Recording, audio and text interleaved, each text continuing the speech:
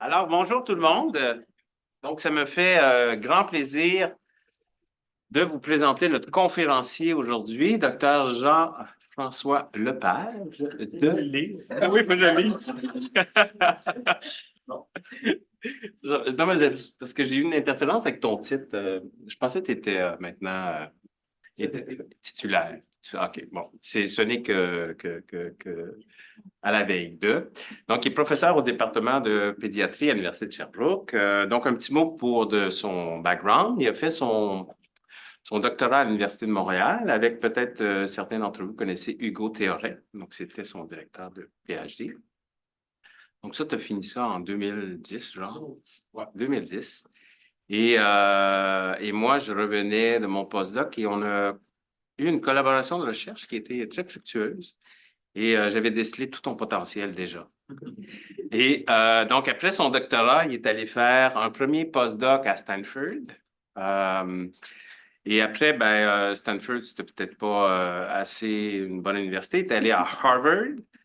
Il est revenu au Québec. Et là, il y avait des universités qui voulaient mettre sa main sur lui. Donc, il a commencé à Trois-Rivières, ensuite Sherbrooke, là, a gagné la partie. Donc, tu es là depuis 2016. 2016. Voilà.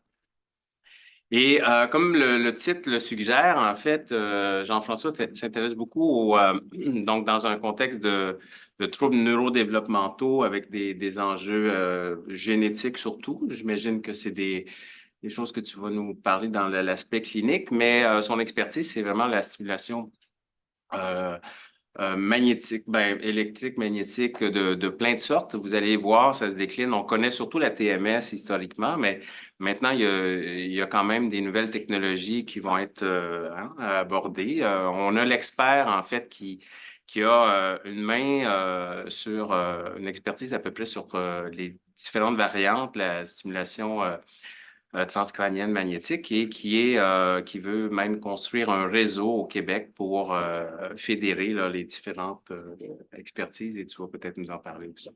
Donc, avant de dévoiler toutes les diapos de ta présentation, je te laisse la parole, Jean-François. Merci beaucoup de cette présentation qui est entre la fiction et la vérité. En fait, c'est vrai que j'ai fait ces postdocs-là, mais on ne s'est pas arraché mes services à mon retour, d'une part. Deuxièmement, en fait, on pourrait pas dire que j'ai collaboré avec Dave. En fait, Dave m'a pratiquement supervisé. Je l'appelle mon deuxième superviseur de doctorat parce que quand j'ai commencé à faire de l'EEG, mon superviseur initial m'a donné un bonnet d'EEG, puis il m'a dit bonne chance. Donc là, j'ai été voir Dave, puis j'ai dit comment ça marche. Dave m'a montré tous les rudiments de l'EEG. Mais comme c'est trop compliqué, l'EEG, j'ai décidé de faire la TMS. Parce que, comme vous allez voir, c'est relativement simple. Donc, et puis en plus, c'est un outil qui est vraiment versatile, comme je vais le présenter aujourd'hui. Donc, j'ai décidé de faire un amalgame d'à peu près tout ce que je fais et tout ce que j'aime et que je n'aime pas de la TMS, puis de le mettre dans une seule présentation. Donc, vous allez voir, c'est un peu éparse, mais je vais essayer de vous guider à travers de tout ça. D'où mon titre, Utilisation de la stimulation magnétique transcrânienne en recherche clinique et fondamentale, enjeux et possibilités, qui couvre à peu près tout ce qui est possible de mettre en termes de TMS. Donc, mon plan se divise en fait en trois grandes sections. Je vais vous présenter c'est quoi la TMS, étant donné que plusieurs personnes parmi vous n'êtes peut-être pas très, très familières avec cette technique-là. Par la suite, je vais vous montrer des exemples d'applications avec mes propres travaux, notamment deux applications là, les plus communes, celles que j'utilise. Donc, la mesure des circuits intracorticaux par la TMS pairée et la TMS répétitive utilisée dans la dépression. Puis, j'ai un projet de dépression pédiatrique qui va commencer, donc je vais vous en parler un petit peu. Et finalement, je vais vous parler des enjeux actuels en TMS, notamment des enjeux de reproductibilité qui ne sont pas uniques à la TMS, qu'on retrouve en psychologie en général, mais dont la TMS fait également les frais. Donc, la TMS, en fait, c'est un outil qui fait partie de la grande famille des outils de neurostimulation qu'on voit ici. Et contrairement aux autres outils de neuroimagerie que vous utilisez ou avec lesquels vous êtes peut-être un peu plus familier, la TMS permet l'établissement de liens causaux. Donc, ici, c'est des liens corrélationnels de ce côté-là. En profondeur, c'est lorsqu'on interfère avec l'activité cérébrale. Donc, l'EEG, la MEG, les ERP sont ici. Donc, une très bonne résolution temporelle, un peu moins spatiale. Le PET, CT scan et IRM aussi, qui demeurent corrélationnels. Donc, la TMS et les autres outils de neurostimulation sont réellement des outils qui sont très, très particuliers du fait qu'ils agissent réellement sur le cerveau. Donc, je vais vous montrer ici une petite vidéo qui illustre donc l'effet de l'application de la stimulation répétitive sur l'aire de Broca à gauche. Donc, la personne va lire un texte, on va voir qu'est-ce que ça fait lorsqu'on stimule le cerveau directement à gauche, puis on va voir qu'est-ce que ça fait lorsqu'on change d'hémisphère et qu'on stimule dans l'hémisphère droit. Hypnosis helps prevent Vous entendez un peu?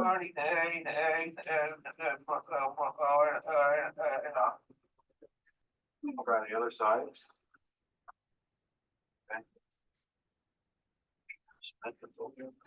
Okay, start reading. The threat of stroke requires early intervention. Hypnosis helps prevent stroke. 48% more effective than aspirin. Donc, on voit du côté droit, il n'y a aucune interférence avec la production langagière, alors qu'à gauche, bien, la personne est incapable de parler. Donc, on voit que la région stimulée contribue de manière causale à la production du langage. Donc, c'est vraiment une très, très belle aptitude de la stimulation magnétique transcrânienne comparativement aux autres études, là, aux autres techniques, par exemple l'IRMF ou l'EEG. On a beau voir une activité, mais on ne sait pas si cette activité-là cérébrale est causalement impliquée dans un phénomène cognitif ou un comportement. Donc, c'est quoi une TMS? Bien, ça ressemble à ça, en fait. Donc, on voit l'appareil ici, donc, qui est essentiellement un condensateur qui retient l'énergie, donc consistant en un capaciteur qui accumule une charge électrique et qui est relâché rapidement dans le filament ici. Donc, il constitue une bobine de cuivre.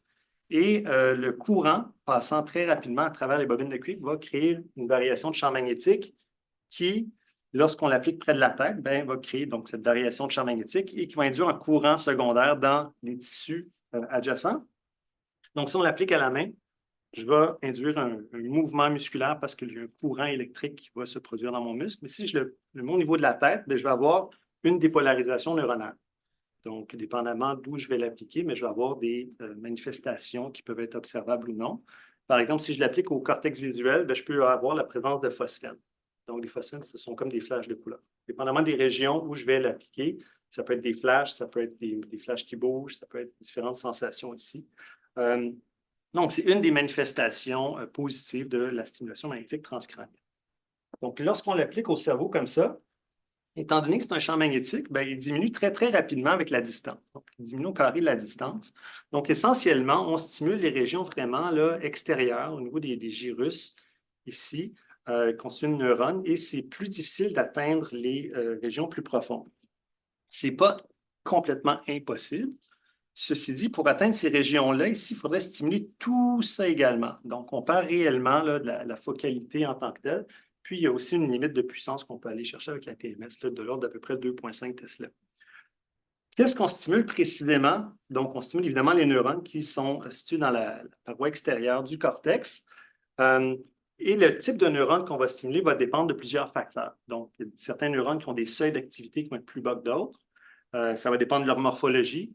Donc, s'ils sont droits, s'ils sont plus recourbés, si donc, ils sont orientés de la bonne ou de la mauvaise façon. Donc, juste bouger le filament de stimulation, même si le champ magnétique est au même endroit, va produire des effets différents en raison de la cytoarchitecture du cortex sous-jacent. Donc, j'ai dit qu'il y avait un effet focal de la stimulation magnétique transcrânienne. Donc, on est stimulé à peu près quelques millimètres cubes immédiatement sous le filament. Mais la dépolarisation de ces neurones-là va se répercuter sur un réseau plus largement dans le cerveau. Ce qu'on peut voir ici avec l'EEG, par exemple, suivant la stimulation du cortex dorsolatéral préfrontal, on voit que l'activité chemine drastiquement différemment que si on stimule le cortex moteur primaire. Donc, il est possible d'avoir des effets à pas longue échéance, mais à une plus grande distance que ce qu'on observe immédiatement sous le filament. Et c'est majoritairement ces effets-là de plus longue distance, pourrait-on dire, que l'on croit responsables des effets thérapeutiques qu'on utilise lorsqu'on utilise la TMS. Donc, c'est une étude similaire en utilisant l'IRMF où on observe que suite à la stimulation du cortex moteur primaire, on a des régions sous-corticales qui sont activées également. Donc, ici, c'est de la TMS-IRMF simultanée. Donc, ce qui n'est pas facile à faire étant donné qu'on rentre un aimant dans un aimant. Donc, ça peut être dangereux. Mais donc, ça nous montre réellement là, que ça peut avoir des effets là, vraiment des endroits qu'on ne peut pas révéler là, de manière facile avec l'EEG. Donc, c'était mon aperçu de la TMS en tant que telle. Comment on l'utilise? Du moins, comment moi je l'utilise dans mes recherches? Mais je viens vraiment ça pour mesurer l'exstabilité du cortex moteur. Au même titre qu'on peut avoir des symptômes, des signes positifs lorsqu'on stimule le cortex visuel, mais lorsqu'on stimule le cortex moteur primaire, il va s'en suivre un recrutement de la voie cortico-spinale et un recrutement musculaire dans les membres contralatéral à l'homoncule moteur qui est stimulé. Donc, si je stimule l'hémisphère gauche, à peu près à C3, qui est à peu près la région de la main, je vais avoir des contractions musculaires involontaires de l'autre côté qui sont complètement indolores, donc qui sont assez légères. Puis, on vient quantifier à l'aide de l'EMG l'amplitude ou la latence, donc des potentiels évoqués-moteurs, induites par la stimulation magnétique transcrânienne. Donc, voici à quoi ça ressemble. Et ça, c'est mon vidéo préférée. Donc, c'est mon ancien directeur de recherche quand il était au postdoc. C'est un éminent chercheur que tu connais peut-être, Dave. Donc, à quoi ça ressemble? Quand on fait le potentiel évoqué-moteur, bien, le stimulateur donc, est appliqué ici sur l'hémisphère droit. On entend le claquement, la légère contraction musculaire ici.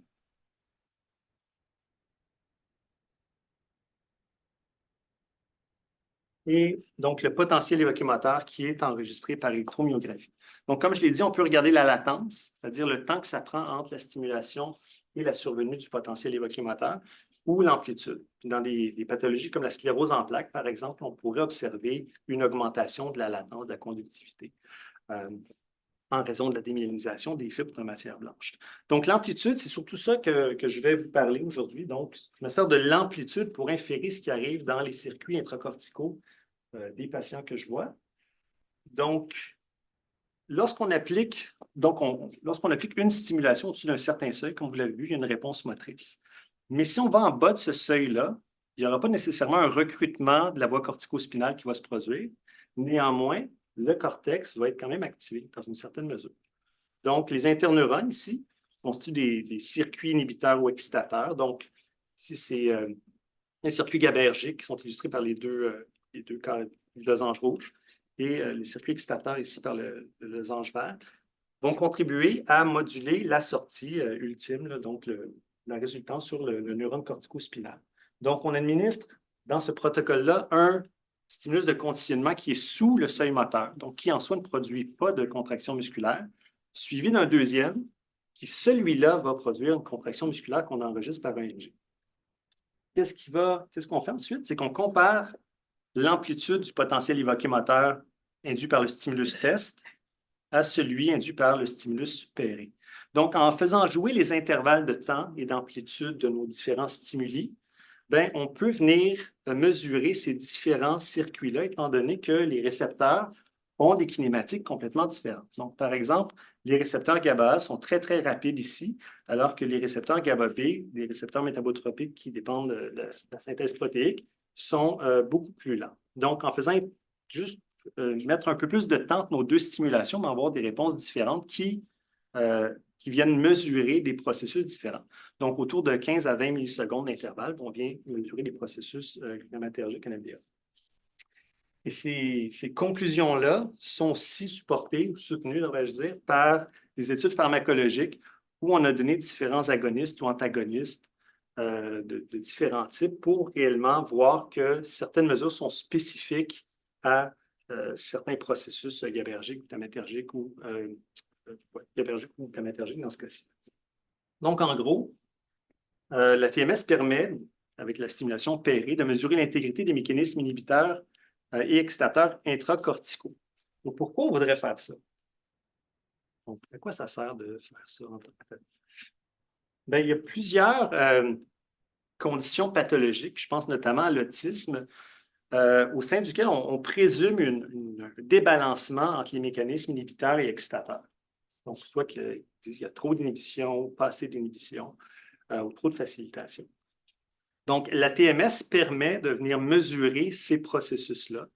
Et ce débalancement-là provient en fait des études faites chez l'animal, où c'est assez convaincant quand même qu'il y a un réel débalancement, d'après moi.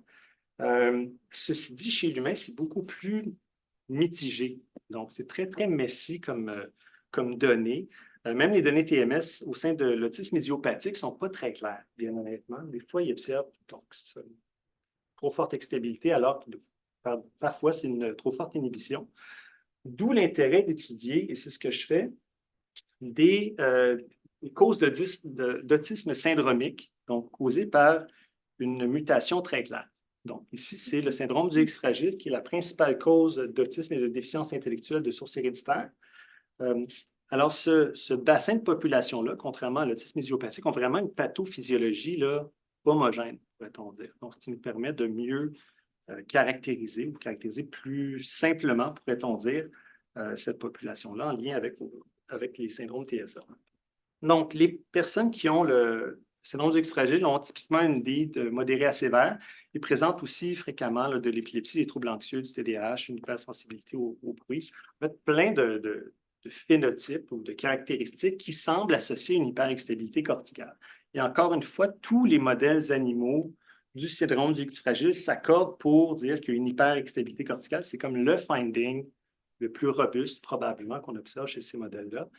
Et c'est on le prend également comme un indicateur de réponse au traitement. Donc, lorsqu'on a une nouvelle molécule à tester chez une souris Fragile X, on regarde l'excitabilité corticale, est-ce qu'elle est réduite, est-ce qu'elle est normalisée? Donc, c'est vraiment une mesure d'outcome. C'est quoi, cependant, les mécanismes reliés à cette hyperexcitabilité-là? Donc, avant, on pensait que c'était les récepteurs MBR5, donc impliqués dans le glutamate qui était hyperactif. Cependant, toutes les études là, pharmacologiques qui ont été réalisées chez l'humain à date, ça n'a pas vraiment fonctionné. Donc, on s'est tourné vers le mécanisme GABAergique. Et ça, c'est un résumé très, très rapide là, de toutes les anomalies GABAergiques qu'on va retrouver au sein des neurones et de la synapse chez les individus avec le syndrome du X fragile. Donc, on observe une diminution de la densité des récepteurs GABA au niveau postsynaptique, des altérations au niveau de la synthèse, la dégradation et du transport du GABA, une diminution de la quantité de GABA dans la fente synaptique et finalement, donc, une diminution également de la densité des récepteurs GABA-B présynaptiques qui agissent comme rétrocontrôle du relâchement du neurotransmetteur. En fait, la seule chose qui a été démontrée comme étant correcte, c'est la densité des récepteurs GABA-B postsynaptiques, quelque chose qu'on va voir peut-être un petit peu plus loin ici. Donc, nous, ce qu'on a fait, c'est qu'on a utilisé en premier lieu pas la TMS, d'autres choses pour quantifier le GABA chez les individus avec les syndromes du X fragile. Donc, ce sont les travaux de Mélodie et d'Angelina. Donc, en utilisant la spectroscopie par résonance magnétique, dans le fond, qui utilise un IRM pour venir quantifier la concentration de métabolites dans le cerveau des patients. Donc, les étudiants ici ont montré qu'en effet, les patients avec le syndrome du X fragile avaient une diminution de la quantité de GABA dans un voxel situé au lobe occipital, alors que le niveau de glutamine, qui est un proxy pour le glutamate, ici semblait à peu près comparable. Fait intéressant, donc le ratio GABA-glutamate-glutamine était également altéré au sein des patients qui avaient le syndrome du X fragile. Donc, s'il vient un peu récapituler ce qu'on observait chez les modèles animaux que je vous ai présentés précédemment. Donc, toutefois, donc on sait qu'il y a moins de GABA dans le cerveau des patients qui ont le syndrome du X fragile. Cependant, qu'est-ce qu'il y en est de l'impact neurophysiologique?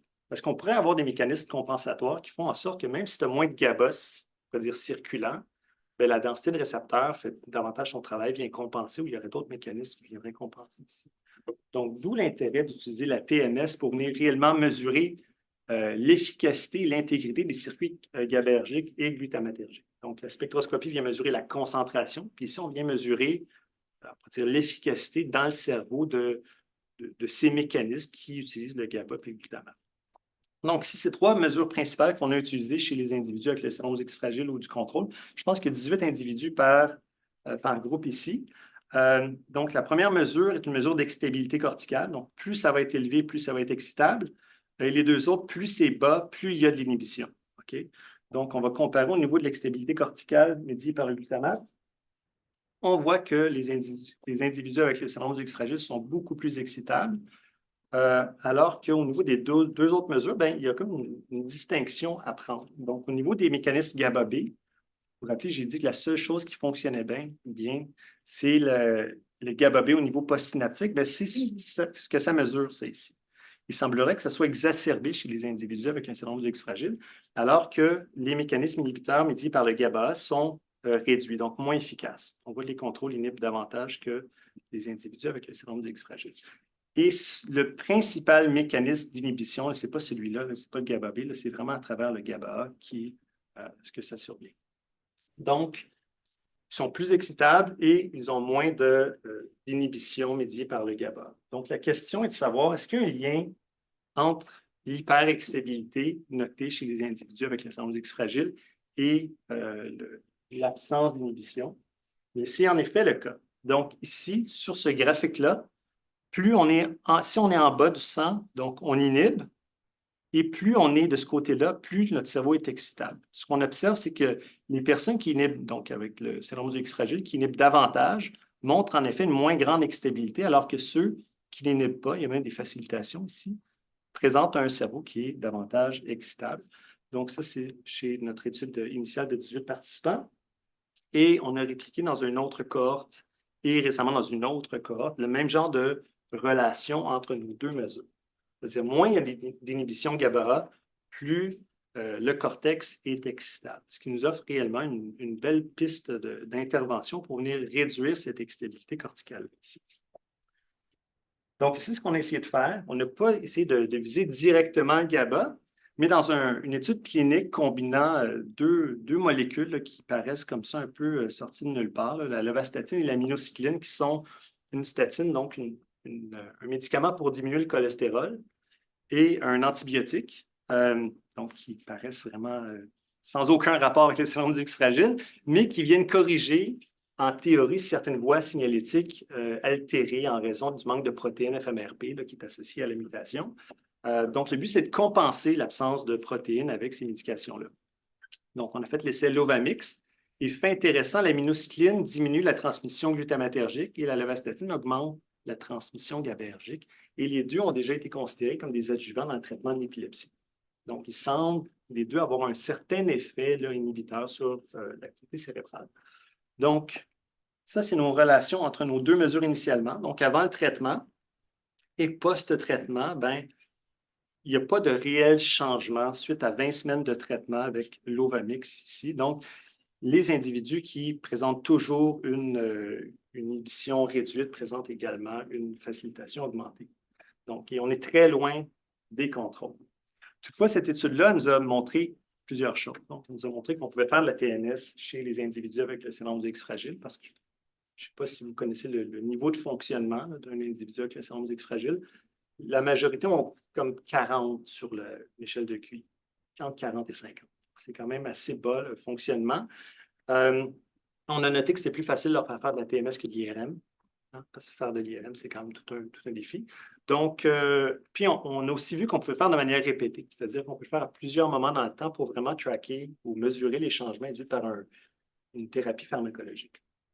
Ce qui nous a amené à notre nouveau projet qui vise à utiliser le cannabis pour moduler l'excitabilité corticale dans le syndrome du X fragile. Donc, on sait que le système endocannabinoïde est un important modulateur de la transmission synaptique et que les modèles animaux présentent des taux d'endocannabinoïdes circulants qui sont réduits par rapport aux animaux typiques. Fait intéressant, lorsqu'on administre du CBD, donc un des phytocannabinoïdes principaux du cannabis aux animaux avec le syndrome du X fragile, on observe une augmentation des endocannabinoïdes circulants, une diminution de l'excitabilité neuronale, une diminution des crises convulsives et une amélioration des fonctions cognitives et sociales. Donc ça, c'est chez les animaux. Okay? Et ça, c'est quelques-uns des mécanismes présumés. Donc, il n'y a rien qui est démontré, mais on présume que ça agit par ces mécanismes-là pour venir moduler l'excitabilité corticale. C'est intéressant, lorsqu'on administre le CBD aux adultes en santé, bien, on observe une augmentation de la quantité de GABA chez les individus sains. Donc, suite à la prise de 600 mg de CBD, la quantité de GABA, telle que mesurée par la spectroscopie par résonance magnétique, est augmentée chez les personnes saines. Donc, la question est de savoir maintenant, si on l'administre à des individus qui ont le syndrome du X fragile, est-ce qu'on va venir augmenter la quantité de GABA dans leur cerveau? Et c'est le projet qu'on commence maintenant à mener. Donc, je pense que la dernière fois que j'étais venu ici, je présentais ce projet-là qu'on allait bientôt commencer à faire, peut-être. Mais importer du CBD, là, c'est assez difficile, je vais vous le dire. Je suis rendu sur le speed dial avec Santé Canada. Donc, cette étude-là vise, comme je l'ai mentionné, utiliser le CBD pour réguler la fonction GABAergique dans le syndrome du X fragile. Il y a deux volets. Donc, un volet aigu où on va donc prendre les mesures de TMS, de spectroscopie et des bilans sanguins avant la prise de 600 mg de CBD chez les individus avec le syndrome du X fragile. Et 2 ans plus tard, on va prendre encore nos mesures. Ils vont revenir ensuite pour une autre visite similaire, mais avec le placebo. Et un autre volet où il y a vraiment un aspect vraiment plus clinique et thérapeutique, où on vise à mesurer les effets du CBD, notamment sur l'anxiété et la dépression. On utilise la ADAMS comme outcome primaire dans ce cadre-là. C'est également une étude croisée, randomisée. Donc, les individus vont prendre à la fois le placebo et le traitement actif au cours de 6 semaines-là.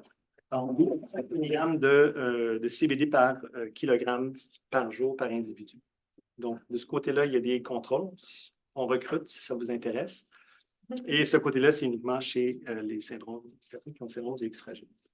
Donc, on vient juste, d'avoir la licence d'importation. Après, c'est les avocats qui s'entendent pour des licences. C'est vraiment super compliqué. Je ne fais plus jamais ça de ma vie. C'est ça. Donc, c'est un des essais cliniques qu'on fait actuellement. Donc, maintenant, je vais vous parler d'une autre application de la TMS, qui est la stimulation de type répétitif, qui est probablement celle avec laquelle vous êtes le plus familière.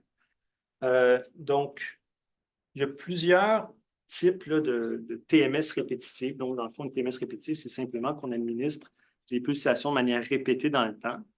Et contrairement à la stimulation que j'ai présentée précédemment, bien, la TMS de façon répétitive, comme ça, vise à venir moduler l'activité cérébrale sur une plus longue période. Okay? Donc, l'autre, on faisait réellement une prise de mesure de l'exstabilité corticale, alors que là, l'application, je vais parler du Continuous Theta Burst Stimulation ou Intermittent Theta Burst Stimulation, viennent moduler l'activité cérébrale. Donc, on applique typiquement à peu près 600 pulsations pendant quelques minutes, 3 minutes, et dépendamment du mode d'administration, on va avoir des effets drastiquement différents. Donc, si on fait du Continuous Theta Burst Stimulation, donc des stimulations, des bursts de stimulation de manière répétée dans le temps, espacées de manière équivalente, on va avoir une diminution de l'exstabilité corticale, alors que si on l'administre de manière intermittente, on va avoir une augmentation de l'exstabilité corticale qui s'apparente à de la plasticité à long terme, donc la long-term potentiation,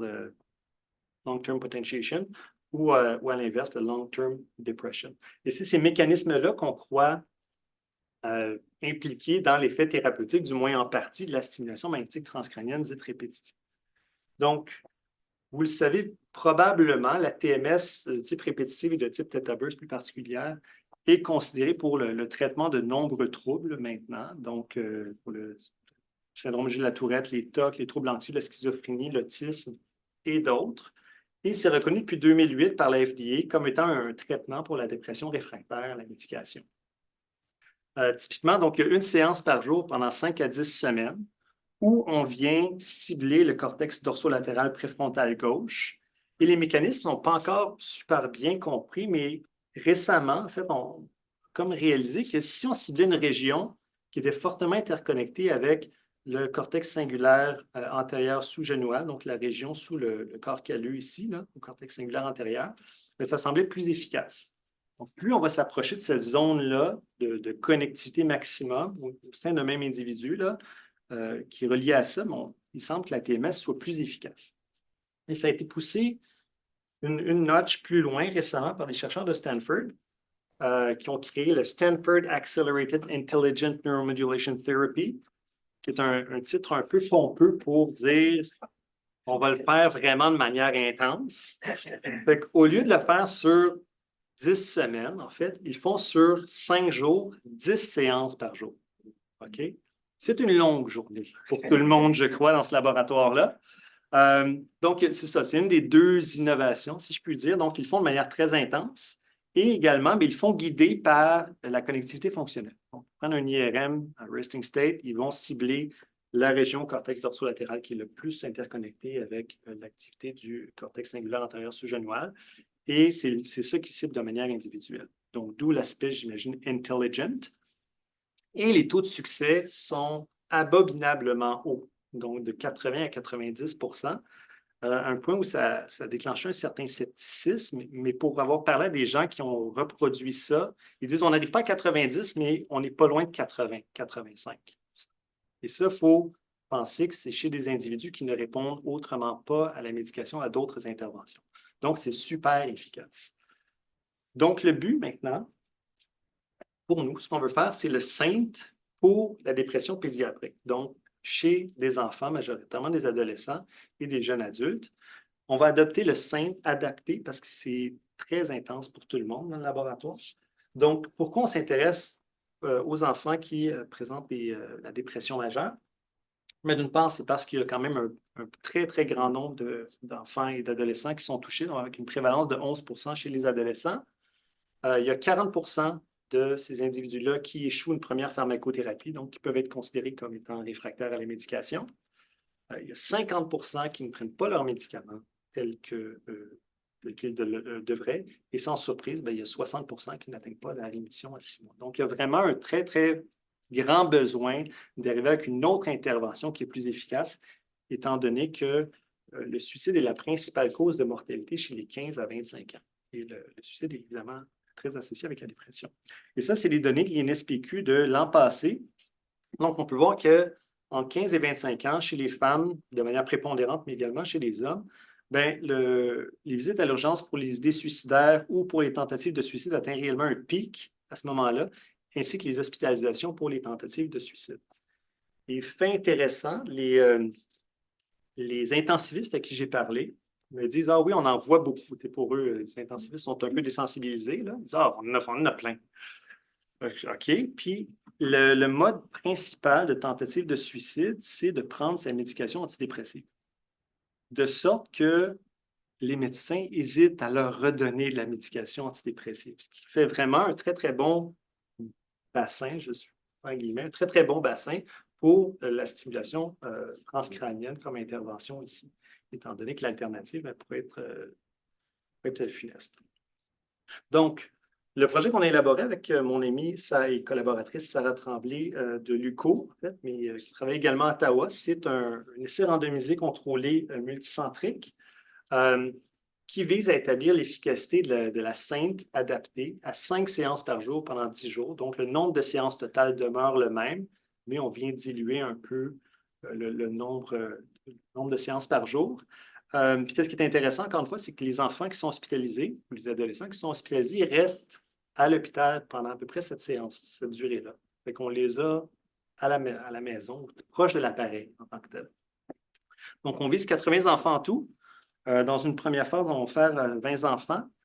Et notre devis est l'approche individualisée, un peu comme ce que Stanford a proposé, c'est-à-dire d'utiliser l'IRM de connectivité pour venir chercher la région principale d'intérêt, celle connectée avec le cortex singulaire antérieur sous-génois, par rapport à une approche standard. Donc, on voulait le faire par rapport au placebo, mais le comité d'éthique a dit les données sont tellement positives chez les adultes que ce ne serait pas éthique de faire un placebo chez les adolescents, chez cette population-là, même si l'efficacité, ultimement, n'a jamais été démontrée.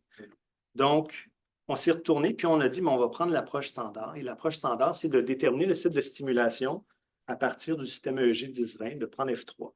Donc, ce n'est pas aussi précis, mais l'avantage, c'est que c'est moins coûteux, par exemple. Si, par exemple, il n'y a pas de différence entre les deux techniques, puis l'approche standard fait le travail, on n'a pas besoin de passer un IRM à tout le monde, avoir un pipeline d'analyse, puis de faire tout ça. Donc, on peut commencer tout de suite le testing. Donc, c'est ce qu'on va faire. Donc, évidemment, tout le monde fait un IRM à la base pour ne pas qu'ils sachent sont dans quel groupe. On va définir la cible individuelle avec la connectivité fonctionnelle. On va utiliser la neuronavigation pour, évidemment, aller au bon endroit. Et on va faire des suivis mensuellement sur les idées suicidaires et l'ampleur des symptômes dépressifs. Donc, quelle heure est-il? OK, c'est bon. Est-ce qu'il y a des questions, commentaires? Oui? Je me demandais, les séances, ça ressemble à quoi? Parce que c'était ceux qu'on voyait des 50 minutes par séance, je comprends bien. En fait, la stimulation en tant que telle est très, très courte. C'est quelques minutes, mais ils mettent comme 50 minutes de repos. Je peux te le remontrer ici, là. Donc, ils mettent la TBS, puis il y a 50 minutes entre les séances en tant que telles. Qui Fait pensait que t'allais investir? Non, c'est juste faire le setting, c'est comme quelques minutes. L'application en tant que telle est 3 minutes à peu près.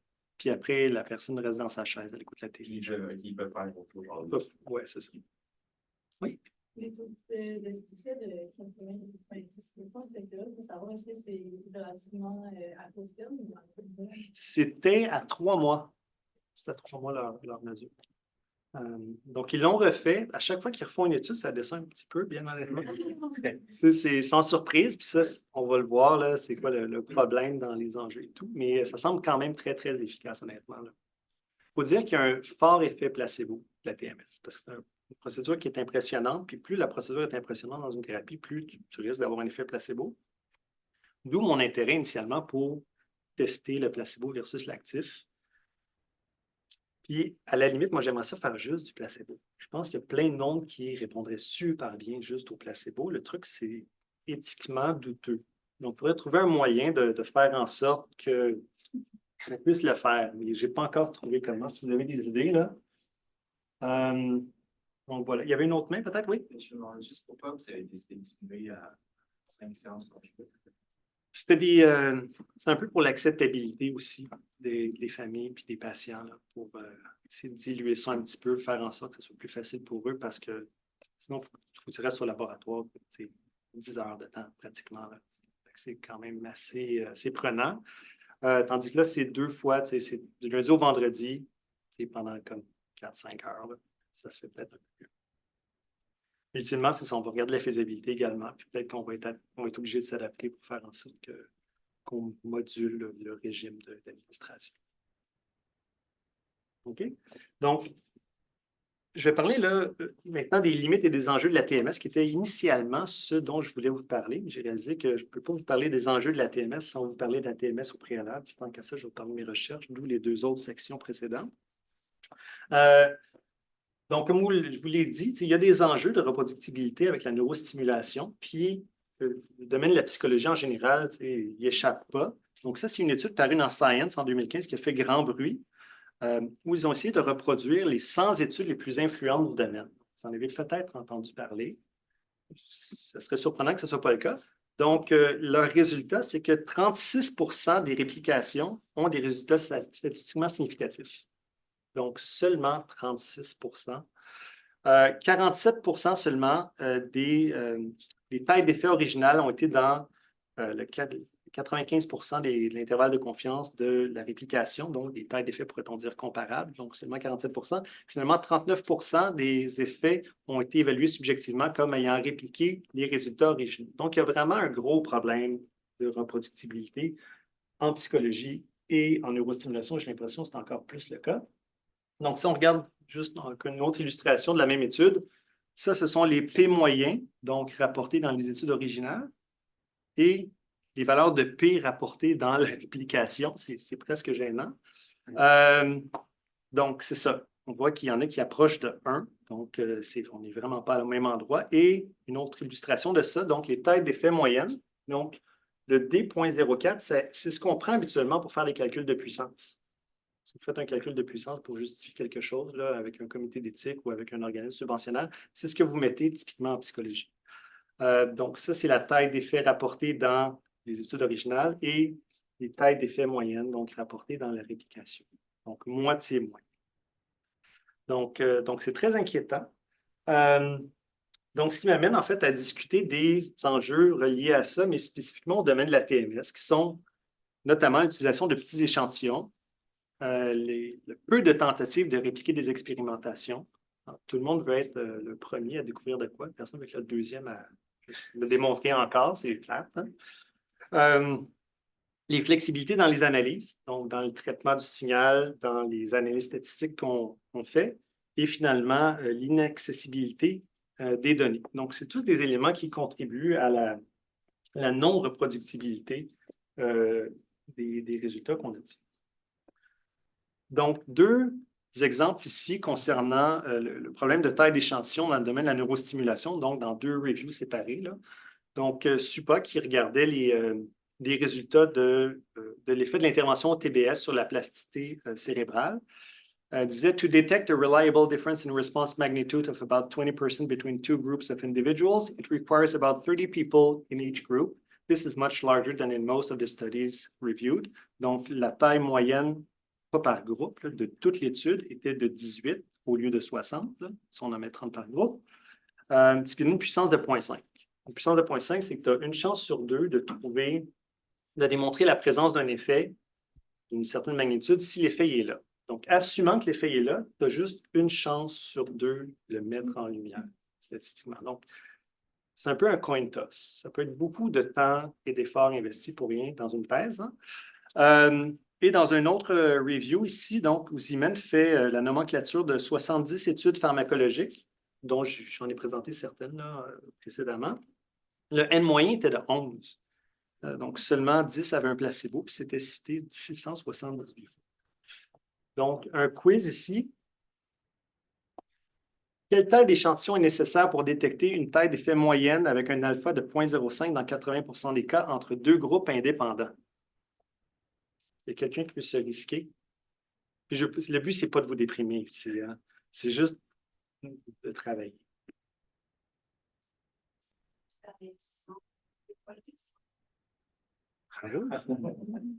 100 par groupe. Donc, si vous avez un t-test indépendant, il faut 200 individus. Qui a 200 individus dans son étude?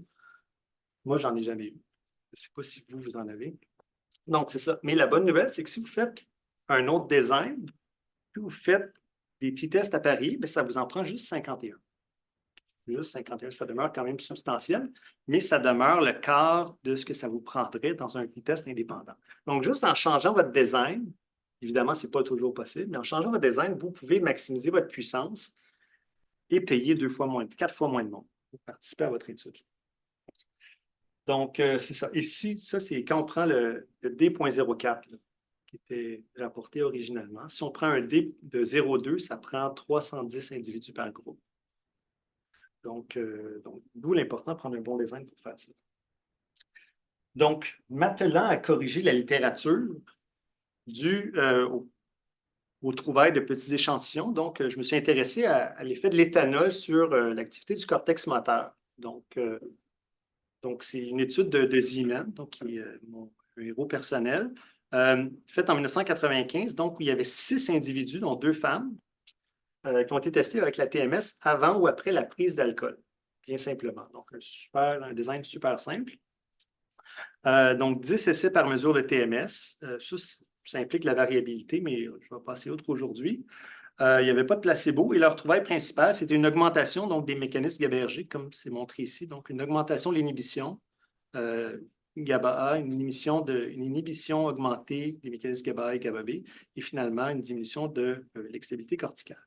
Donc, ce papier-là a été cité 251 fois, et mon étudiant Raphaël, aujourd'hui postdoc à Birmingham, voulait utiliser l'éthanol pour moduler l'apprentissage moteur. Donc, lui, c'est un gars d'apprentissage moteur, tout est apprentissage moteur.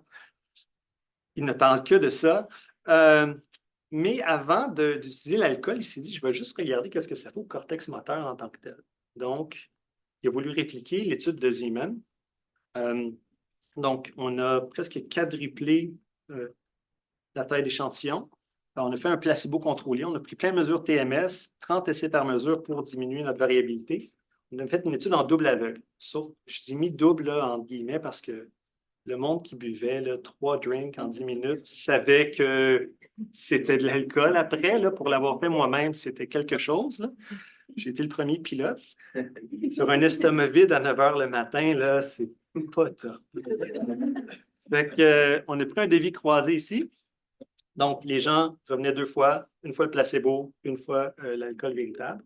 Donc, c'était ça le design. Donc, ils arrivaient, on prenait nos mesures de TMS, on prenait un éthylomètre pour mesurer leur taux d'alcoolémie, on passait des questionnaires ici, et on faisait ça de manière répétée. Donc, ils consommaient leur dose d'alcool qui était à peu près 1 millilitre d'alcool à 95% par kilogramme, mélangé avec du jus de pêche un peu dégueu. Puis, on prenait donc le breathalyzer. Donc, ça, c'est lorsqu'ils sont arrivés. Donc, ça, c'est la condition placebo. Donc, lorsqu'ils sont arrivés, tout le monde était sobre, ce qui est une bonne chose. Après la consommation, on peut voir qu'on monte à peu près à 0,1. Donc, on se rappellera que pour conduire, c'est 0,08. Donc, ils étaient, on peut dire, ivres. Et donc, on prenait des mesures à plusieurs temps pour vraiment quantifier la diminution du taux d'alcoolémie. Donc, initialement, les sujets étaient high, donc se sentaient stimulés suite à la prise d'alcool et ça diminuait. Et inversement, au début, ils ne se sentaient pas si endormis. Et au fur et à mesure que l'étude se déroulait, ils sentaient ça de plus en plus, ils se sentaient plates, ils se sentaient endormis. Voilà. Mais au niveau des mesures TMS, c'est ça qu'on visait en premier lieu à mesurer. La seule chose qu'on a trouvée de significative parmi toutes nos mesures, c'est une prolongation donc, de la période corticale silencieuse, qui était une des mesures qui avait été initialement rapportée par Zeeman et collaborateurs. Cependant, on n'a rien observé au niveau de l'inhibition intracorticale.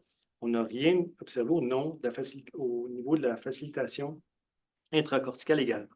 Donc, en ayant un échantillon plus de 3 fois plus grand, on n'observe pas ces mêmes résultats-là. Pourtant, on avait quelque chose comme 99,9% des chances de détecter une taille d'effet similaire à ce que lui rapportait, disant probablement que c'était des faux positifs dans une certaine mesure. Donc voilà, mais Raphaël ne s'est pas arrêté là. Donc, ça, c'est une autre étude de Raphaël ici, qui voulait encore une fois venir moduler l'apprentissage moteur avec une autre technique, qui est l'application d'un aimant magnétique. Donc, on appelle le Static Magnetic Field Stimulation. Et très, très simplement, c'est la stimulation la plus simple qu'on peut imaginer. C'est un aimant au néodyme qu'on met sur le cortex, donc sur la tête. C'est juste un aimant extrêmement puissant.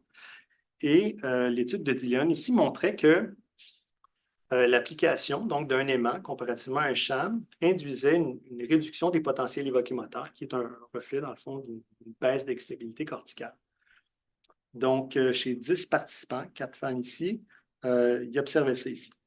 Donc, Raphaël s'est dit, je ne crois pas à ces résultats-là. Là, ça vend déjà le punch, No influence of static magnetic stimulation. Donc, on a encore une fois augmenté la taille d'échantillon. On avait 99% de chances de répliquer la taille d'effet d'Iléon. On a fait de la neuronavigation, on a pris 30 mesures par temps.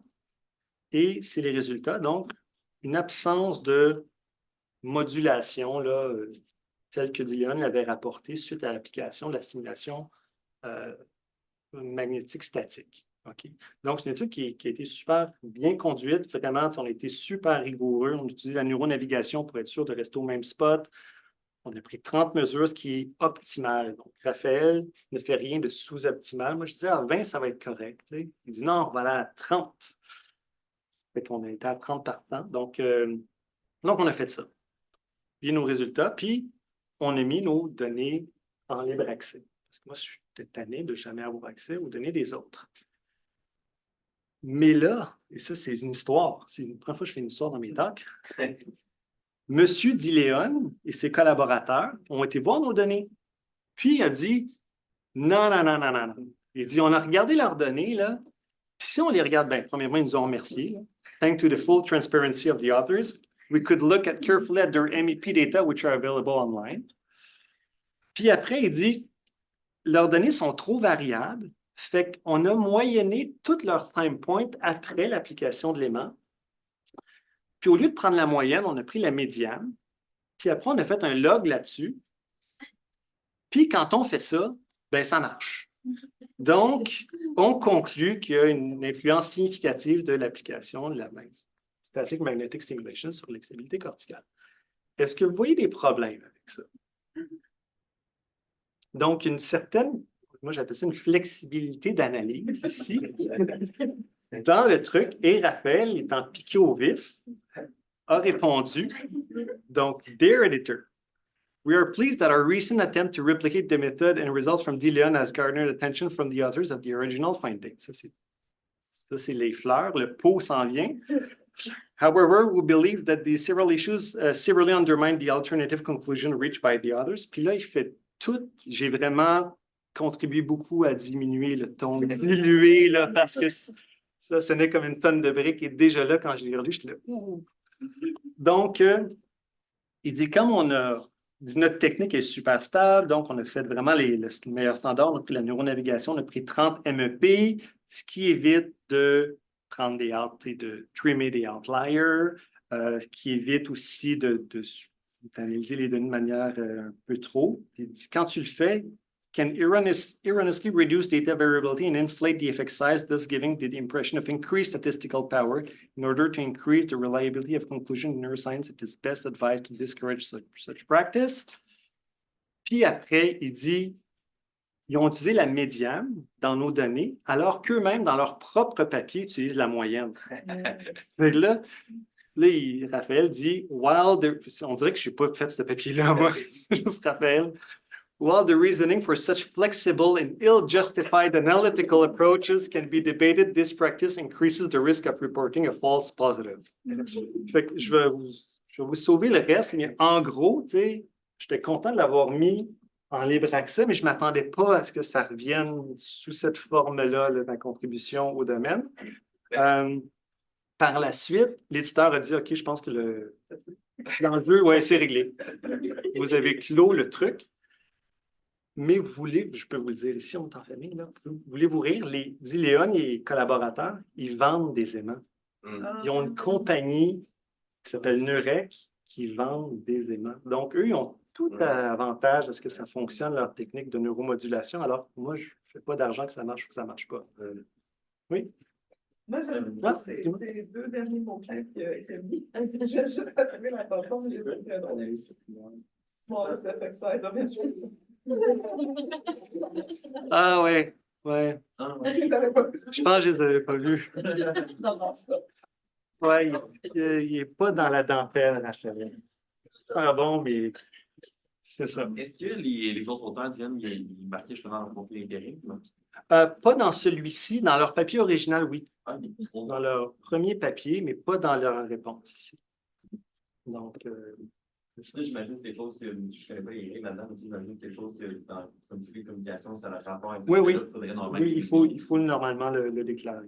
Justement, qu'est-ce qui se passe si tu ne déclares pas? Comme là, dans ce cas-ci, c'est vraiment un peu. Il y a des articles qui peuvent être retirés, j'ai déjà vu ça.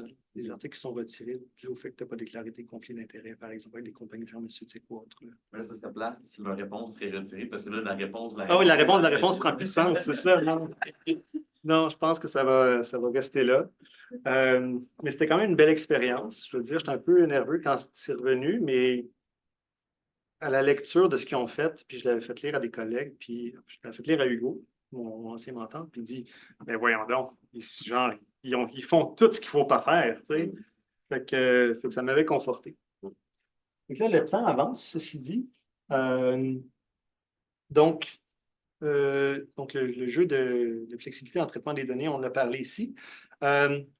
Juste l'enjeu des petits échantillons, comme je l'ai mentionné, des petites pistes de solutions, on va y revenir un petit peu plus loin. Donc, c'est juste utiliser un design qui maximise ta puissance statistique. Si tu ne peux pas augmenter ton N, fais-le 2 fois dans des petits échantillons. Moi, quand je travaille chez le syndrome du X-fragile, je n'ai pas le luxe d'avoir 200 participants. Je pense qu'il n'y en a pas 200 au Québec, les syndromes du X-fragile. Nous, on l'a fait 2 fois. Et partager les données de manière fair. Et ça, c'est important de partager les données, là, comme je l'ai fait. Donc, il faut que ce soit findable, accessible, interopérable et reusable. Donc, findable, c'est juste les mettre en ligne à un endroit où les gens vont les trouver. Pas juste sur le site web du laboratoire où est-ce que personne ne sait que ça existe. Qu'ils soient accessibles. Donc, pas uploader des PDF. Les PDF, tu ne peux rien faire avec ça. Il faut extraire toutes les données manuellement. Mettons, un fichier qui serait gérable, je ne sais pas, un fichier Excel, interopérable, donc de faire en sorte que les métadonnées reliées à ces données-là, notamment en termes de neuroimagerie, soient accessibles et réutilisables. C'est-à-dire que la provenance soit réellement bien déterminée, que leur utilisation soit bien déterminée, que les licences d'utilisation soient également fournies. Donc, je vais terminer sur une dernière anecdote. Comme je cherchais des données, moi, de TMS, et il y a un groupe qui ont mis en place le Big TMS Data Collaboration. Ils sont basés en Australie, puis il dit « Our aim is to become the principal big data sharing platform for brain stimulation community. » Là, je dis « C'est des génies. » Là, je leur écris, puis je leur dis « Hey, j'ai lu vos papiers, c'est super intéressant. Comment je peux faire pour contribuer ou avoir accès à ces données-là? » Là, il me répond, dans la journée même. Il est super sympathique, le gars. Il dit, merci pour ton courriel. Il dit, on est en train de construire le website, ça devrait être prêt dans 3 mois. Puis il va y avoir même des données additionnelles. 9 mois plus tard, je le relance. Je dis, Hey, what's up with the database? Est-ce que ça s'en vient? Là, il me dit, getting close. Just working through all the details. However, it's a bit tricky as to whether we can actually put the data out there without getting all the co-authors' permission. Fait qu'il ne peut pas vraiment le partager. Mais il est super fin. Il me dit, je vais juste te le partager à toi. Je vais te mais à condition que tu ne le partages pas plus loin. Donc, j'ai réussi à avoir les données. Mais honnêtement, je ne sais même pas si je peux publier avec ces données-là. Actuellement, il ne m'a pas répondu. Je ne sais pas si j'ai le droit de faire ça. Fait que dû à ça, dû à cette frustration-là, j'ai décidé de créer le Q-Tip. Donc, le Québec TMS Initiative Partnership, qui vise réellement à mettre tous les chercheurs de TMS ensemble, qu'on regroupe nos données, qu'on les partage pour qu'on puisse réellement en tirer le maximum. Donc, il regroupe, donc, il y a 15 laboratoires au Québec qui ont accepté de participer déjà. Donc, le but est de prendre des vieilles données et de les mettre dans une base de données, ce qui va être éthiquement difficile parce que les gens n'ont pas nécessairement accepté de partager leurs données. Donc, ça va être du cas par cas avec les comités d'éthique et d'amener les données dans un repository, une banque de données accessible à notre institution, qui est de permettre donc l'utilisation secondaire de ces données-là par les utilisateurs et les membres du Q-Tip. Donc, c'est ça pour vraiment tirer un maximum des données qu'on a acquises en TMS. Donc, il n'y a pas de... J'ai enlevé l'UQAM tantôt parce que je n'étais pas sûr si vous étiez d'accord. Puis, je ne savais pas si quelqu'un réellement faisait la TMS à l'UQAM, mais eux, il y a des personnes de toutes ces institutions-là qui ont accepté de participer. Donc, je vais terminer avec cette dernière slide. Donc, des messages pour la maison, les take-home messages. Donc, il est possible de minimiser les enjeux reliés à la non-reproductibilité des résultats en TMS et en psychologie en général, donc augmenter le N, répéter l'expérimentation avec un deuxième échantillon, reproduire une étude publiée. Si votre thèse repose sur un article qui est très, très novateur, mais qui est un peu shaky, peut-être que vous devriez juste refaire l'expérimentation avant de vous lancer pendant 3-4 ans à faire la suite de cette étude un peu shaky. Adopter un devis optimal, élaborer en amont votre devis d'analyse et adhérer-y. Donc, déterminez déjà qu'est-ce que vous allez faire avec les outliers. Est-ce que vous allez regarder la moyenne, la médiane? C'est quoi le nombre minimal d'essais en EEG qu'il vous faut pour faire votre analyse statistique? Donc, tous des éléments comme ça. Vous allez faire combien de tests statistiques? Quelle corrélation vous intéresse? Et vous pouvez même publier ce plan d'analyse-là. Donc, maintenant, tu peux enregistrer ton étude et ton avis, ton devis. Il y a des communications scientifiques qui sont faites spécifiquement pour ça. Il y a même des journaux qui vont accepter des articles qui vont dire, si tu fais ton étude comme tu me l'as envoyé, je la publie, peu importe tes résultats. C'est quand même bien. Donc, c'est quand même une communication, pas pire facile. Finalement, collaborer. Donc, maintenant, je travaille avec mon amie Sarah Tremblay et on va faire la même expérimentation dans nos 2 laboratoires. Donc, on se sépare les efforts, on donne les paramètres généraux, on fait réellement nos tests statistiques chacun de notre barre, puis le but est de publier ensemble puis d'essayer d'avoir le même résultat. Puis si on n'a pas le même résultat, on va essayer de trouver pourquoi. Et soyez fair avec vos données dans la mesure du possible. Je dis ça, mais la banque de données que j'ai moi-même mis en ligne, qui m'est revenue, n'est plus accessible. Donc, le site web a fermé. OK? Et ça ne fait pas 10 ans de ça. Ça fait comme 2-3 ans que cette étude-là a été mise en ligne. Donc, ce n'est pas facile à être fair. Maintenant, les universités, j'imagine que l'UQAM a ça aussi.